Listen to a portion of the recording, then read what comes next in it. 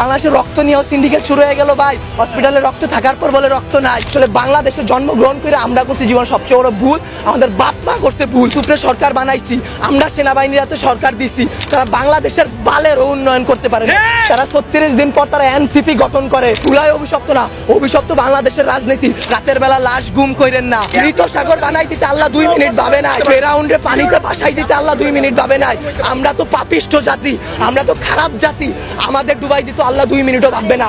আপনাদের বলা আর এই যে নিজের গালে নিজে এইভাবে থাপ্পড় দেওয়া ভাই সেম কথা। ব্যথাটা নিজের উপরই, থুতুটা নিজের উপরই পড়ে। উপদেষ্টারা আসতেছে 20টা করে গাড়ি নিয়ে আসতেছে, উত্তরার রাস্তা বন্ধ করতেছে, সেক্টরের রাস্তাগুলো বন্ধ করতেছে।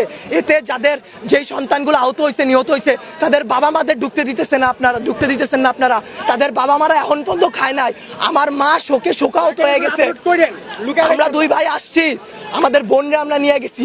আমার এক বন্ধুর হাতের এইখান থেকে এই পর্যন্ত ওর ডান হাতের অবস্থা করুন ভাই, হাত কাইটা ফেলতে হয় কিনা সেটাই বোঝা যাচ্ছে না।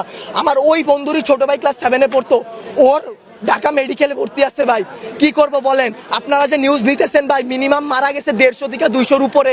আপনারা নিউজ দিতেছেন এইখানে 10 জন, ওইখানে 1 জন, এইখানে 2 জন। আসলে ভাই বলতে গেলে কি, আমরা উপদেষ্টা আনাইছি, আমরা ইউসুফরে সরকার বানাইছি, আমরা সেনাবাহিনীর হাতে সরকার দিছি।